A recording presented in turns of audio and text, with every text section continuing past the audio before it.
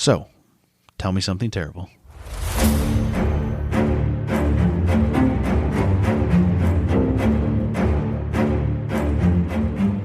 You just want to get into it? We've never started a podcast with just an outrageous belch. That would be a horrible way to start a podcast. Yeah, it would be. We I'm can sure there now, are if you'd ones. like. I'm going to not set my drink on the desk where it'll just rattle every cord and microphone. Oh, no. No yawning. I'm going to try not to. No crying in softball. No yawning in podcast. We were warned. Have you ever seen A League of Their Own? No. Really? Yes. You have? No, I've not. Okay. Sorry. You said yes in a way that was like, of course I have. No, I have not seen it. Oh. No. That's fine. That's the one with Rosie O'Donnell, right? And Tom Hanks. Yeah. And well, we just Madonna. recently... We I think really? Madonna's in it. Really? Yeah. Mm-hmm. Huh. I know we just went down a Rosie O'Donnell. Random wormhole. Yeah. You're just like, what is she up to lately? She has a TikTok. It's a good follow. I was mainly concerned about where the people are from Hollywood Squares. Because that I feel like is a more obscure show that not enough people watch. You were like, have you ever seen it? I was like, I have seen literally less than one combined minute in my entire life. You didn't have 3 channels growing up, and it shows. Yep. We got to watch Nickelodeon. I only had 3 channels growing up, and it shows. So it's a double-sided coin for sure. It is. Oh, hi, I'm Tiffany. Hi, I'm Scott. And you're listening to Tell Me Something Terrible. Yeah, you are. I was taking a drink. Sorry. I timed it. Intentionally. Mm-hmm. I saw it. I felt. Yeah. Real dick move of me. Yep. All right, you ready to get started where we left off? Yeah, because I remember where we left off 3 weeks ago. Sorry to boot that. Yeah, it was supposed to be 2 weeks, but I don't remember what happened. I remember what happened. It's still happening. What's that? I had to write a 2.5-page email to the board. Work. Work. Yep. Work. Anyway, savor this one. Yep. So, it was there's a guy, Carl Detroit. Watts, serial killer. Yep. Murdered some ladies. Did he murder people in the first episode? Or Yes, was he he's murdered. I couldn't remember if he was on the verge of murdering or had murdered. He's murdered a lot. I should have listened. You should have. He made a lot of jokes. He murdered at least 3 people in Canada. He's murdered at least a dozen or more people in Michigan. He's attacked a bunch of them. Some of them survived. You live on the cliffhanger of they hadn't murdered yet, but yes, it's coming back. Yep. Sometimes some of them survived. Some of them didn't. He had a low IQ. He meningitis or whatever. Him and his mom both got. Remember, it was a big. He was good at sports, but you thought he was so good he went to a different. I was like, no, a university in Tennessee, not the University of Tennessee or whatever. Yeah. Yep. Okay. So, serial killer. Gotcha. Sorry, my eyelashes. Those are important for an audio podcast. They are. Are they good now? No. Remember we used to record these visually? Oh my God, that was exhausting. We're not young enough for TikTok. No, we are not. Nope. Rosie O'Donnell apparently is, though, because she has one. We have dozens of followers on TikTok. Oh my God, so many. I might have more followers on my personal one, and I have 2 TikToks on it, and one of which I'm in my pajamas. I have 2 TikToks on mine. Oh, wow. Look at us go. Mine are both inanimate objects screaming. Yep. Because I think that's funny. Like every good Midwesterner. Yep.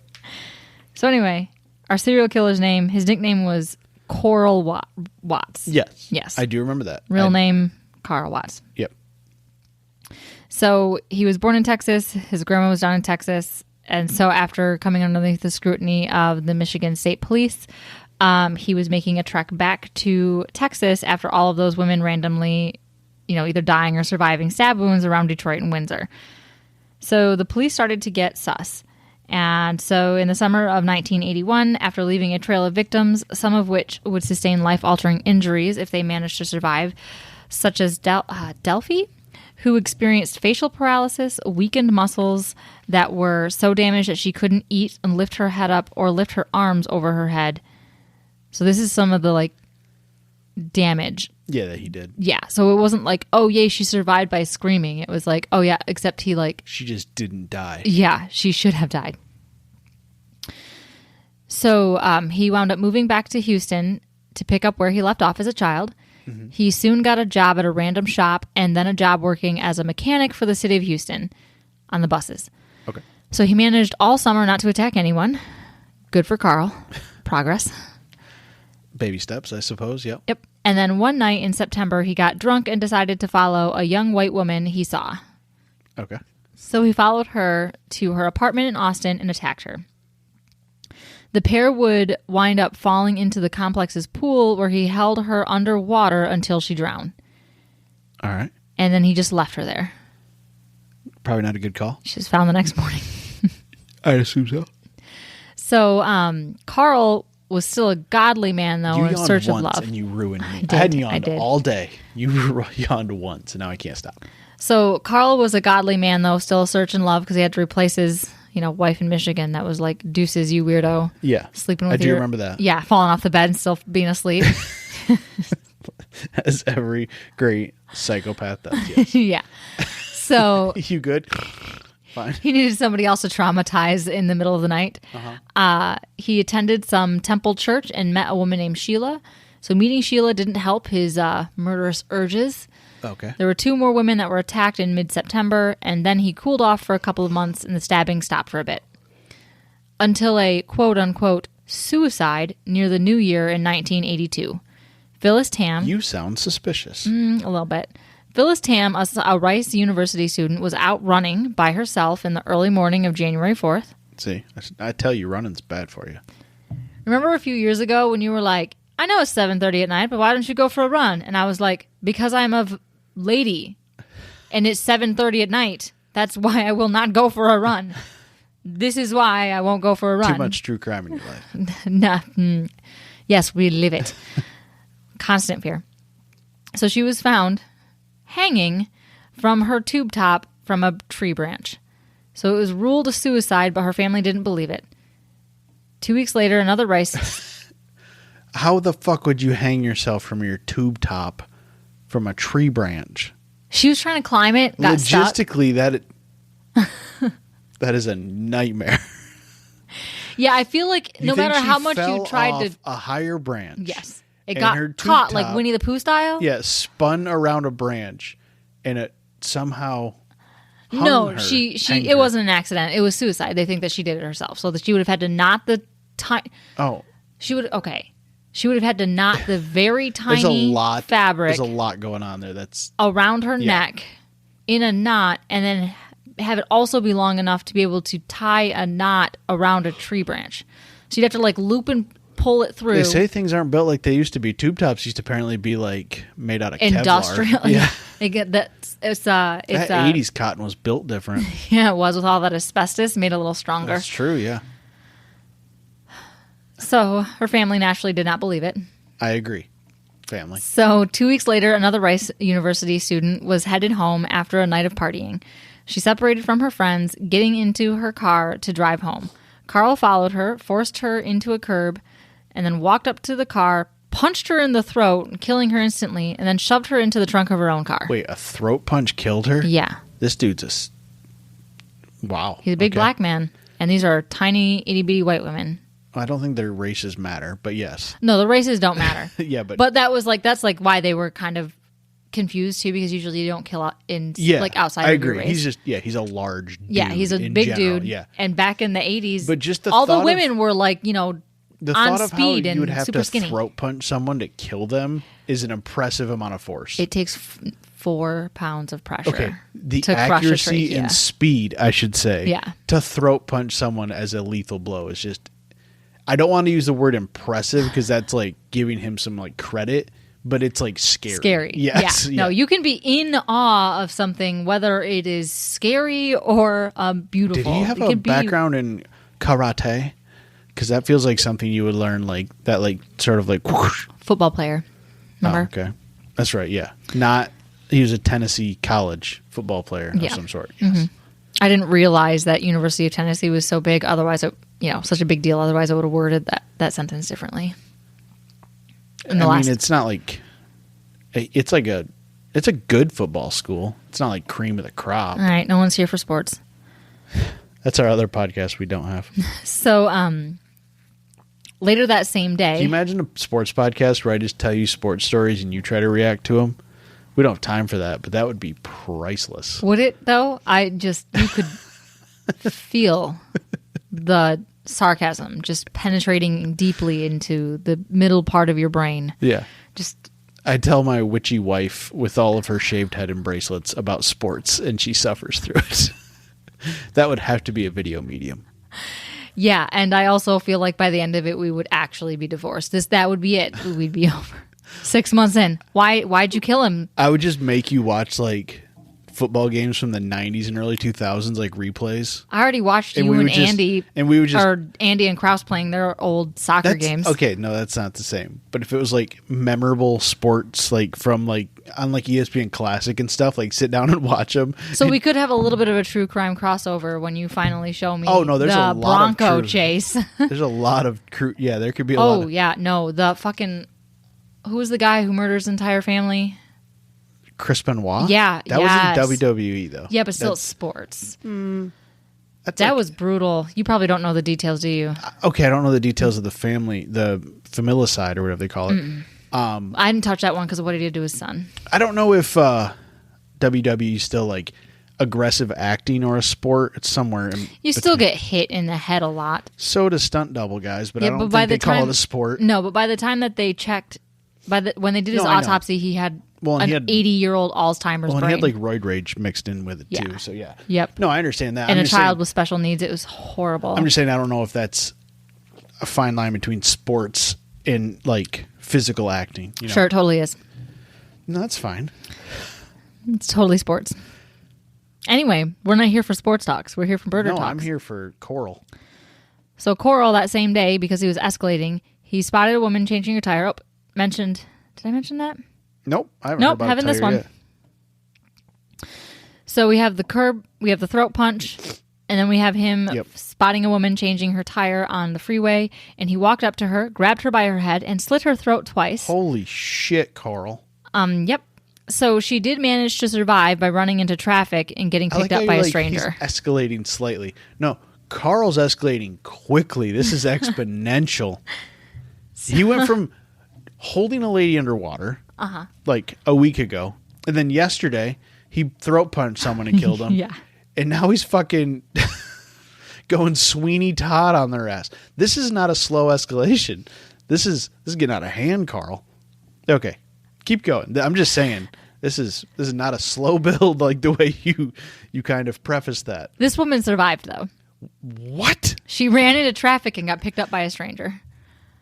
With her head half off? Yes. The bystander. Could you imagine being that poor guy? Fuck no. There's no cell phones. What do you do? Does she get in your car? Yes. And you drive her somewhere? Yes. Fuck. You don't listen to enough true crime. That shit happens all the fucking time. There's some wild survivor cover stories. The detailing? Because your car is never going to be the same. That is an act of God. Yeah. I need to file a claim. What happened? A lady's throat bled all over my car. Like, all over. It was everywhere. Some arterial blood just out For the side. record, I wasn't the one that caused the These seats were cream when I bought it. Yeah. We did not have the red exterior, red interior. It was just the exterior. I don't know what the interior needs to be fixed. It did help cover up some of the rust spots, though. That's true. Blood. Anyway, so shit. That we shouldn't be making fun of victims. She survived. I'm not making fun of victims. You're making fun of the hero. I'm surprised, and I'm trying to put myself in the place of the bystander who's just cruising along in the 80s, and all of a sudden a lady comes running out of the ditch with her throat slit. That's terrifying. I don't know how deep he went, but there was a survivor story that I've heard where this chick had her throat slit, and she had, like, the way that she had fallen, she had kept her neck you'd have to pressure sealed, it. yes, with your own neck. So, and then you're also trying to run at the same time. Yeah, that would be horrifying. No, so Carl is still the piece of shit in this story. Mm-hmm. I'm trying to find some brevity. I like to take the place of the tertiary characters. We know the bad guy. We know the victims. I'm thinking about the other people in the story because that's the only place I can find any humor in this horrible, horrible story. Yeah. So, there's a little bit of a cool down, and a third attack took place at the end of January. A little bit of a cool down. Yeah, just a couple weeks. He slit a lady's throat 2 weeks ago. Yeah. And then work caught up with him. He got a little busy. He did. You know, it's the winter time. There's probably a lot of repairs that need to be made, fender benders on the buses in Houston. Okay. So, you think buses are out just hitting people in the winter? We know people in the South can't drive in the snow. There probably isn't any snow. No, not in the 80s. There is now, but not in the 80s. Buses are, it's the winter.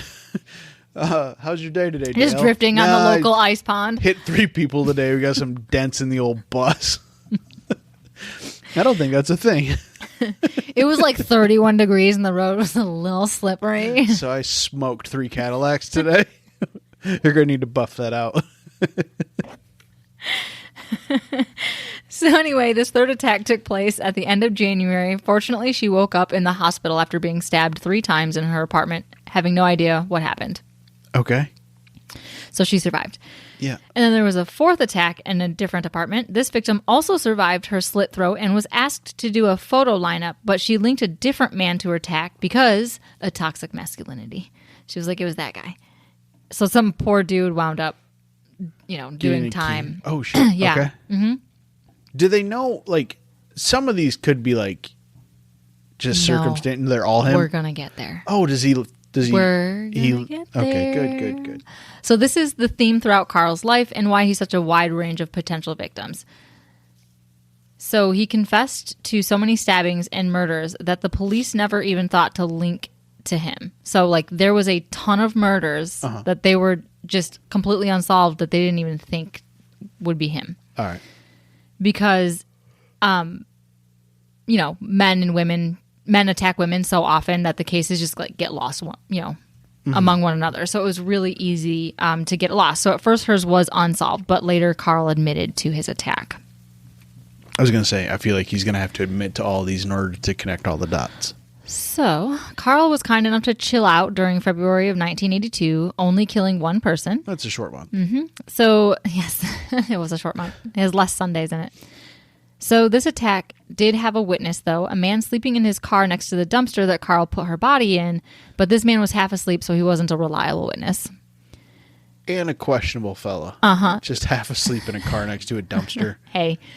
I'm just saying. I've done it. At JCC, taking naps between class. I suppose. Yeah. But yeah, he's probably... But that's like on a well-lit... His character may be called into question if this goes to actual trial. No, luckily for him, a good witness was the trash collector who saw her leg sticking out of the refuse when he dumped it into his truck. Terrific. You okay over there? Yeah, I'm good. And I just imagining what you're describing. I don't think they smushed trash in the 80s yet. When did they do the little compacted? Smusher? Yeah, probably. 80s weren't that unadvanced, right? Sure. Garbage trucks don't there's not new looking garbage trucks. Yes, there is. We have new garbage trucks where they lift from the outside now. They all look 20-some years old. Like they were all built in 1999. It's the only model you can throw get. some trash at them. Sometimes when they're clean them. So that they, so they look like they're blending in. Sure. So Carl moved and continued to live his double lifestyle, bringing Sheila and her daughter along for the ride. So he's still in Texas. He's just like a town over or whatever. Okay. So 3 more attacks occurred in March. 1 survived, 2 did not. Glenda Kirby... Doesn't Sheila ever question his hobbies? Boy, he comes back bloody a lot. Well, and this shit is happening.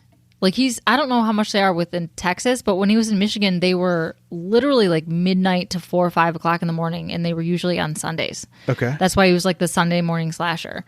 And so I would imagine he would stick with that general trend. So he's just out, like getting out of bed at 3 o'clock in the morning, just gallivanting across Houston and being like, who looks like the like a worst good fucking victim? sleepwalker in the world. Maybe he's just a partier, He just stays up. Yeah, maybe. So he does attack people outside of parties.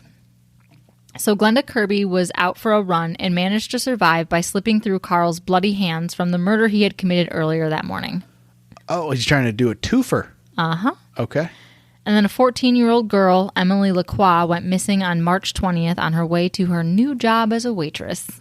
Okay. Because, How old was she? 14. That seems young to be a waitress, but I guess... I would say it was the 80s, but there are some states, I can't remember which one, who passed laws allowing 14-year-olds to get jobs at shops. Maybe it's like 15-year-olds allowed to work overnight shifts.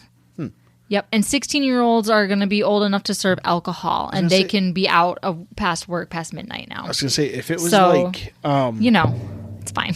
If it was like a family-owned restaurant, that would make sense. But yeah, just like right. Like my sister had a job, at the bait shop. Anyway, but that bait shop isn't having her go home so late that she's in the risk of getting murdered. Yeah. And, 14, you're not even, that's borderline middle school. Yeah. Yeah, that's a little young. Yep. I had a really bad perm and played trumpet when I was 14. It's just sad. Well, let's not go bragging, okay? Hey, 14, I bagged you. I wasn't even diabetic yet. I don't remember that, but I'm sure it existed. So Emily was, she was initially thought to be a runaway, but she was found 5 months later in a culvert. She had been strangled to death. Okay. So April had 3 more victims. None of them had made it out alive from their encounter with Carl Watts. Is there not like the FBI on him at this point? Michigan sent the Houston police and they just were like, whatever. Yeah, like a 90 some odd page or 13-page paper report or something. Even like the police report. There's like a dozen bodies in Houston at this point. It just goes to show, that was the point I was trying to make earlier. There are so many people women that get attacked by men that it gets filed into whatever and gets lost. I feel like attacked, but like there's multiple murders piling up here. Mm-hmm. Yeah. It's not just like domestic They're violence starting to get suspicious, you know. They're figuring it out. They were warned, but like they were warned, and one of his bosses was given the paperwork, and he was like, and they were like, don't fire him until we can find something on him. And he was like, fuck that. I don't want some potential serial killer working for me, and fired him. So like they're trying to keep an eye on it. The problem is it's the 80s and trying to find, 1, the bodies, 2, the evidence. Yeah. Because there's not really much. He's not going out anywhere. A lot of these attacks are happening outside, and the bodies are getting moved, or they're happened like in like they're outside of apartments, so you're in like high traffic areas and hallways. So any evidence you do have is probably so tainted that it's not good. Yeah. So anyway, April had 3 more victims. None of them made it out alive with their encounter to Carl Watts. His last victim in April, he wasn't sure she was dead, so he held her under. She held her head underwater in a water-filled planter until he was certain she was dead. So like just like a I know. You don't describe it any more in detail than that. I can put that together. Yeah. Okay. It's like a swirly, just like the worst kind ever. Yeah. Okay. So did people? He was unsure she was dead. So she probably wasn't fighting it. Like she was already out cold enough. You think she was just like holding her breath and hoping he would think she was dead? I don't know. And then he's like, you know what? Let's hold just. Anyway. Or he might have hurt her enough that she was 90% of the way there. That's not a terrible strategy on her part if she's just trying to hold her breath and maybe he'll give up. But I think they would have mentioned her thrashing. Yeah. Because if you were like just unconscious and someone held you under, you wouldn't know when you went. Yeah. And that sounds... Either way. Fucked up. Well, more pleasant than the thought that she was maybe trying to hold her breath. I think that was our first F-bomb in this episode. I said that's impressive. Mine. You say them so casually I don't even notice anymore. Yep, they're just part of the vernacular now. Yeah. So now he has really taken to drowning his victims when he has the chance. So he's done it a couple times. Yeah, he's getting the vibe. Well, the other ones he still stabbed, but he drowned after. Oh, okay. So on May 23rd, 1982, in the wee hours of the morning, a 20-year-old Michelle Mayday was returning from the club celebrating her birthday, because we must have had the same birthdays. She's celebrating. 22nd? Yeah. Okay. So when Carl came up behind her, choking her to death and dragging her into her apartment. From there, he submerged her in her bathtub, filled the water so that, quote, her spirit would not get out. Okay. Yep. Apparently he's become very spiritual. Mm-hmm. Well, he is a spiritual man. He went to that temple to find his wife, right? That's true, yeah. But Carl wasn't finished. Again, rapidly escalating. Mm-hmm. In that same apartment complex, he found his next victims, Lori Lister and her roommate, Melinda Aguilera. So he managed to gain entry into their apartment, tied the pair up, and he attempted to drown Lori in their bathtub. While Carl was busy, Melinda managed to escape by jumping headfirst, bound, off their apartment balcony. Okay. Yep. So with all the commotion, Lori was saved by a neighbor, and Carl was finally caught while trying to flee the apartment complex. Okay, that's a good sign. We got there. I have another page to go. Buckle up, Buttercup. That's fine. Also, that swan dive off of her balcony, hopefully she wasn't on, like, I'm assuming this is like first, second floor. Yeah. Like she's obviously alive. Yeah, both of these women survived. Yeah. anything higher than that, I don't think her chances would have been good. No. Also, you got to like learn to like tuck and roll when you dive very out. Quickly. Yeah. Parkour. I would have died. I'm so you have a tiny little face too. It cannot handle any of that kind of pressure. It really cannot. Yeah. You were like, throat punching. That's going to take a lot of pressure. Have you seen someone my size? No, it does not. Right. You like blow too hard in our general direction and we're going to tip over and be like, my throat. Really? Yeah. We've never had that happen. Well, Yeah. We try to stay inside during straight line winds. So, if we ever get I'm worried about the straight line windstorms and how they're getting worse and them hitting the broadside of our barn. Okay, what are you going to do? Put a wall up by our barn? This is keep reading your story, lady. Yes. No one cares about our barn. I care about our barn. So he was taken into custody. You go out there with a parachute and fight the wind. See how it works. Or an umbrella. I would get blown away and my throat would get crushed. Just an umbrella. Hey. I told you what would happen. And so Carl was naturally taken into custody. Uh-huh. He was then admitted to Maximum State Prison Hospital where he was reevaluated. He was given several different IQ and intelligence tests and a, quote, competency Nope, I'm going to let you get it. Competency to stand trial test. Clearly, I would fail. Competency. Competency to stand trial. He was found competitive. Yep. Well... So it was determined that his IQ was either between 69 to 71 with the overall average of 68. So it's 70. If it's between These are different tests. They have him take 5 different tests and they all have different kind of weights. If it's between 69 and 71, I know what it is. No, they said I feel like overall, you're testing my IQ. Overall IQ of 68. I read this. That's not between 69 and 71. It's not. Doc. But I read this straight from the mental eval thing that had that timeline. Yeah. I'm just saying, legit source. Let's check the numbers again. Look. Run them back. Some of them have more weight than others. Okay. The tests? Fine. Keep going. I could pull up the list if you want me to. I don't want you to, actually. As a former psych major, I thought maybe you would be interested. I don't remember IQ scores. I was a psych major at a community college. That counts for almost nothing. Yeah, it does. Just enough to realize that his wife is crazy. You don't even take any classes in your quote unquote major. You just get your associates and leave, and then you can try to get more. I took classes. Okay, you take 2. Yeah, I took 2 psych classes. Oh, I was in business though. Half of my classes were actually related to business. Well, I was anyway. No one cares. Keep going. Anyway, don't bash our college.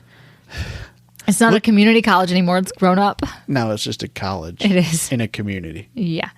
Now it's a county college. So anyway, the average IQ is 68. Because math. Yep. And so under Texas law, he was considered intellectually disabled, but barely. And then a survivor named Harriet Samander started doing a little digging and found 40 more unsolved murders and confidential police reports that sounded a lot like his MO. Okay. So another doctor came in to evaluate Carl, and this time his IQ had improved and was adjusted to 75. He's getting smarter. Mm-hmm. And again, remember, this is the 1980s, and I'm sure after taking the test multiple times recently, you have a little bit more of an advantage because we do know that, in the 80s, they were these are the IQ tests and this is how we read them and all of this stuff. Now we know the implicit bias of IQ tests. We know that they're, naturally racist. I'm not saying this guy was the sharpest crayon in the box. Far from it. Uh-huh. I'm just saying he had a few head injuries and went to a poor school, but was able to get away with all these murders for a while. He was an idiot. It was just clearly a bloodlust, just a simple, I want to attack these people just to attack these people. Yeah. But he was clearly not so disabled that he couldn't figure out the details of it. Yeah. Yeah, figure it out. Evade the police for this long. Yeah. Yeah.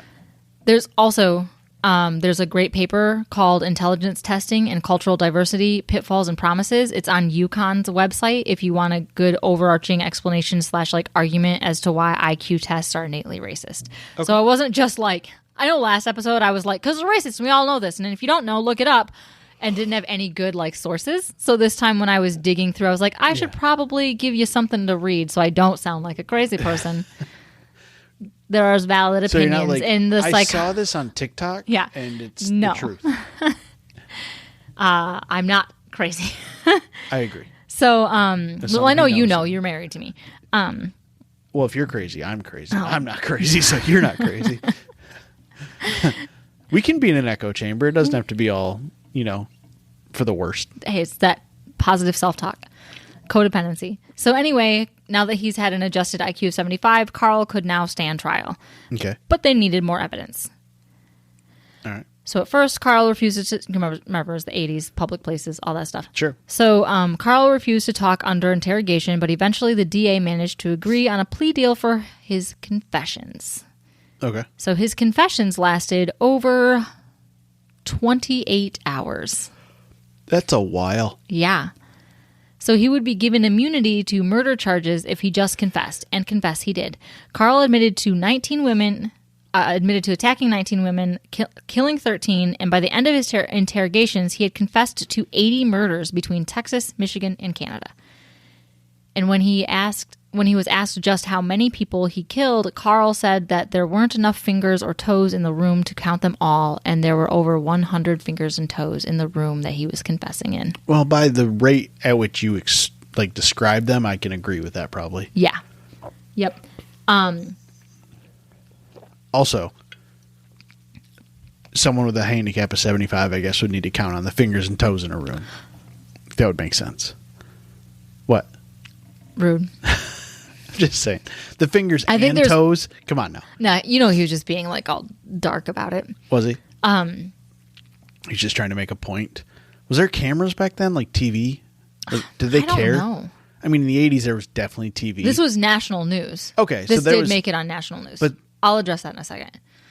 Oh, okay. I was going to say, I didn't know if there was if he was playing it up for cameras at all at that point. Oh, I don't know. I mean, they're going to take these confessions. I don't think that they would play footages of it the way that they do now. Well, you can't have cameras in the courtroom anyway, right? It's just those. No, not in the courtroom. There's just those dumb drawings. Mm-hmm. But you still have people coming out and reporting on it. Nowadays, you can have people, I think, recording audio. Yeah. In different rooms, or I think some press can be let in. It depends on how big the case is. I watched a comedy special on YouTube today, and everyone in the audience had their phones, and they were in bags that were locked. So you got to keep your phone, quote unquote, on you. But yeah, so you could open it and see, if you had. Oh, so if you had an emergency, you wouldn't know. Yeah, I don't know how much you could see on your phone, but your phone was in your possession, but it was in a locked bag. Good. So nobody could record. Well, yeah, because that's special. That's their money. Yeah, that's how they make their money. You're stealing their art. Well, it's a comedian who's doesn't have Netflix or HBO specials. He just has Netflix. Right. So if it got leaked out, no one would bother coming to the rest of the shows because they typically don't do that many shows. No. Well, they do a lot of shows. He does a comedy tour, but he only puts his 1 hour specials on his own Netflix page. Okay. His own YouTube page. Right. So he would be losing out on the money. Yeah. The YouTube. Yeah. No, you're still fucking with someone's art. Yeah. I don't blame him. Anyway. Sorry. Back on track. Yep. With Coral. Now we know. Useless shit that doesn't matter. And now you get to be, hey, this one time I heard this on a podcast. Just like everybody else. I just haven't watched a YouTube only comedy special yet. So that was the first time I've seen someone have the production and the coordination. That doesn't surprise me. Look at some of the funding and some of these, shows, and they've got TV and. Yeah, if you can't. Well, and I'm sure if he was presented. I've already done it with music. If he was presented with a Netflix special that was lucrative, I'm sure he would stop doing YouTube and go to it. But anyway. So anyway. So all of the people in the room, the 100 fingers and 100 toes. Yes. And he also told the police that this little piggy went to market. This little piggy I drowned. Sorry. It's terrible. This piggy didn't go home. Yeah. This one got stabbed 3 times. So he also told police that he was glad that they had finally caught him, that he would never stop murdering women. You did mention that before. I feel like you foreshadowed that earlier, right? Okay. Yep. So he refused. Maybe. Who knows? Look at me go. Oops. It's that was in April. Proof that I actually really did study English, you guys. That was in April. So anyway, he refused to give details to the deaths in the North because he didn't have immunity to those cases. So he confessed them, but he wasn't these are the names and this is where I left the bodies and these were the details. He was just yeah, sure, I killed this many people in Michigan. Does this guy not get life in prison? Just hold on. Okay. I'm holding my chair. That's all I have. And the information dump just kept coming. Carl told officers where to look and even led them to the attack sites and the burial sites of some women. While police were unearthing one of the victims, her name was Carrie Mae Jefferson, who vanished after working a night shift at her post office job. Carl confessed to the murder of Susanna Searles, who disappeared after heading home from a party. He even led them to Emily LaCroix's body, even though he didn't have immunity in her murder. That was probably a bad call on his part. So, well, almost. And so, in return for his immunity for the actual murder confessions, Carl pled guilty to burglary with the intent to kill. And at the trial, this is where you get to the maybe publicity bit, but like also these people were legitimately terrified of this man. At the trial, there were bomb-sniffing dogs let in, and it was advised that everyone in attendance wear bulletproof jackets and enter through metal detectors. I don't know what they were trying to prevent. They were worried that some victim's parent was going to be like, this guy's not going to get life, so I'm going to kill him? Maybe. Okay, good. Because he wasn't getting charged with murder. That scene in Batman where they tried to shoot the DA or whatever with a plastic gun, and he like tears it apart. He's like, "Buy American." Batman is propaganda. Fight me. Do not shit on The Dark Knight. It's a great movie. Anyway, keep going. That is a great movie. Yeah, it is. Has a dramatic flair. It has everything it needs. Still propaganda. That opening bank robbery scene, it's cinematic, just beauty. I'm on the side of Bane. Is what I'm saying. Eat the rich. So anyway, I'm the bad guy. Sorry. Anytime we get in a chopper or a whatever in Call of Duty, your video games, Andy always says, "Yeah, the plane is going to crash with no survivors," or in the Bane voice. Yeah, that was a little too high pitched. It was. I needed a drink of my alcohol. Sorry. I think it was probably because a lot of the problem was he was not getting, he confessed to all of these murders. Okay, it was public information that he confessed to all of these Bane murders. Still or Carl? No, Carl. So we're back on Carl. Okay. But he had confessed to all of these. The public knew they confessed to all of these, tons of murders. They knew he was a murderer, but he was going to jail not on murder charges. Yes. He was going on burglary charges. Yep, very OJ style. And so I think it really was probably, to protect everybody from potential collateral damage of a gunfight. Yeah, because people are going to be pissed. I think that's a fair point why they would do that. Mm-hmm. That makes a lot of sense. Thank you. Wild speculation. Yes. So anyway, the judge declared that the bathtub that he tried to drown Lori in was a deadly weapon. So in September of 1980, that was his intent to kill, with a deadly weapon. Next time I see someone leaving Home Depot, pushing a new bathtub, and be like, are you possessing a deadly weapon? What you going to do with that, sir? Do I need to take a photo? Yeah. Do I need to call the cops now? Do you have a permit for that tub? Not a building permit. How are you gonna conceal that? Not a building permit, yeah. In Texas, you don't even have to conceal it. You just walk around with it unopened. To see your plumber's license. So this is an important fact. So in September of 1982, Watts was sentenced to 60 years in prison with no chance of parole or any reduction of time served for good behavior. Okay. So everyone assumed he would die in a Texas jail. A jail that Carl would attempt and fail at escaping from, which he was thrown into solitary confinement for. Okay. And then in 1989, the Texas Court of Criminal Appeals found a loophole in the law after his many failed attempts at writs of habeas corpus and parole hearings. Because the judge did not inform Carl that they were going to be using the bathtub as a lethal weapon in his defense, it made Carl a nonviolent felon. So guess who got to use his good behavior time? Carl. So Carl was now set to be released from prison in May of 2006. That's not very long ago. And so prosecutors began to scramble. As you would. Yeah. And if he's tried to escape and he's actively trying to seek parole, he wants to get out. It was a half a dozen times. I think 4 times for parole and 2 writs of habeas corpus, which is, I think, the show me the body. Yeah, he's trying to get out. So he probably just misses Sheila. Oh, he really does, and her child. So prosecutors now. So prosecutors began to scramble. Houston police reopened Emily LaCroix's case, the only case that Carl did not get immunity for in his confession. So Houston police were trying to gather witnesses and testimony because the evidence in his case had been lost. It always is lost or in a fire or some bullshit thing. Water damage. Just scan these goddamn documents in. How hard is it? In the 80s? 2006?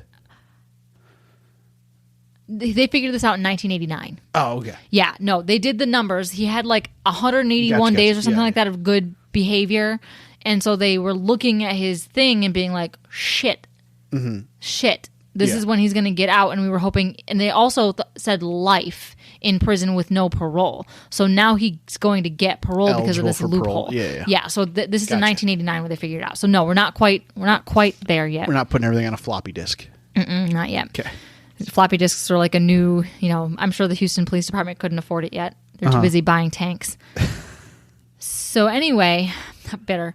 So prosecutors began to scramble. They reopened Emily LaCroix's case. And in the meantime, Michigan decided they might have enough evidence in the death of Helen Dutcher, who was the woman in the last episode, which I'm sure you do not remember. She was dragged behind the dry cleaners, and this one had a witness, Joseph Foy. Mm-hmm. So they're going to try to... Yeah, they were trying to try... The plan was Michigan's going to try Carl for murder in Michigan. Try to try. So Joseph Foy, the witness in the Helen Dutcher case, was watching the news. And in 2004, Michigan's Attorney General went on national television asking for anyone to come forward with any information regarding the Dutcher case. And in an attempt to gather evidence and testimony for a trial to stop Carl from being released back on the public. Okay. And so Joseph Foy called the Michigan police for a third time, years after giving his police report and description for the composite sketch, because he gave the composite sketch the first time. Yeah. And then he called later for a second time when he was watching the news and saw that Carl was confessing in Houston in 1982. Yeah. So he called them in like 79. Multiple times, yeah. 82. Hey, just calling back about that murderer. Just checking in and letting you know that, remember, I saw this dude murder this chick. Yeah. If that's useful at any point in your life, yeah. So Carl Watts went on trial in November of 2004 in the state of Michigan. So his lawyer tried to get his previous murders removed from evidence, stating that it would cause the jurors to be prejudiced if they were told of his previous murders. Okay. Fortunately, it was decided that the previous cases and confessions would establish a pattern of behavior. This time, the trial was short. Joseph Foy's all of his confessions to murder? Yeah. Joseph Foy's testimony was a key piece of evidence, and he was convicted less than 2 weeks later on November 17th. In December, he was sentenced to life in prison, but the state of Michigan wasn't fucking around. No death penalty. Yes, no death penalty, but they wanted to make sure he was not getting out. Texas probably did have the death. Did? I'm sure they... Are you fucking kidding me? They might be the one that reintroduced the firing squad. One of those states down there did. Fucking weirdos. Anyway, Michigan wasn't fucking around. 2 days after being sentenced in the Dutcher case, Michigan started the trial for the stabbing murder of Gloria Steele, a Western University student. He was found guilty in 2007 and sentenced with another life sentence with no chance of parole. You want to feel old? We could have been jurors in that trial. Yeah, we fucking could have. Oh, that would have made my little heart happy. My dad was a juror on a murder trial around then. Yeah, he was. Ooh, find out. Nope. Statute of limitations is definitely passed, yeah. So, also because of this, so he was found guilty in 2007 and sentenced with another life sentence with no chance of parole. And Carl was jailed in a maximum security prison in Ionia, Michigan. And then he died of prostate cancer shortly after. Yeah. Shortly after his blood work anymore. Nope. He died in September of 2007. So at Allegiance Hospital in Jackson. Oh, hey. Yeah. Yeah. Well, in the articles it says a hospital in Jackson, but there's only... It would have been Foot. One. No, 2007. It was still... I think it was Allegiance. What? Yes, because I was in the Anderson building in 2007. It was Allegiance then. Okay. Because I was admitted... And Doctor's Hospital was closed by then. Yes. Yeah. Nice. No, I would definitely... Yeah, so it was Foot and he was in Jackson County then. Yeah. This whole time. Oh my God, Scott. What? I was literally... That summer was the summer that I was in the psych ward. You guys might have been friends. And he died in September. No, it was the earlies. It was still a few months. And it wasn't the full, complete psych ward. And it was just depression. I'm fine, you guys. She's in therapy now, and it's going so well. It really is. So anyway, now you guys know so much about me. Let's trauma bond together. And so, that is the story of the case of one of the most prolific serial killers in Michigan. What is he called? Or not in Michigan, America. Is he called the Mimosa Killer? Sunday Brunch Killer? The Sunday Morning Slasher. Okay. Sunday Morning Slasher. Yeah. Yeah. The French Toast Flayer. He needed a marketing team. That's what we're here for. I feel like I should work for a newspaper and just come up with horrible titles. We are slipping back to the 1920s. Go for it. The Onion. You should put a job in at The Onion. Oh, yeah. With my limited writing abilities and zero experience or credentials, I'm sure they're just itching to get me on board. We'll go as a team. My point still stands. So anyway, sources were Murderpedia, which includes sources from the Associated Press, Wikipedia, Encyclopedia of Modern Serial Killers in the Houston Chronicle, Detroit Free Press, and Psych Write-Up, and summary from the Department of Psychology at Radford University of Virginia. Okay. If you've made it this far. Congrats. That was my first yawn in like the last 45 minutes. You were just engulfed in that story. I was on the edge of my seat. I can't be on the edge of my seat because the mic is fixed, but if I could have been, I would have been. It's very intriguing. You seemed distraught a couple of times. I mean, he's a real fuckhead, yeah. Yeah. Would you not like me to be distraught when he stabs and slashes and, drowns women? I would hope that you would. Yeah, I think distraught was the correct response. Yeah. So you're welcome. Yeah. Good news. He's not that much of a psychopath. If I was just over here like grinning from ear to ear like a child, like all giddy about it. If you hear SOS in the background, it's me. Please send tapping. Help. But anyway, thanks for listening. Thanks. Hey, goodbye. Bye.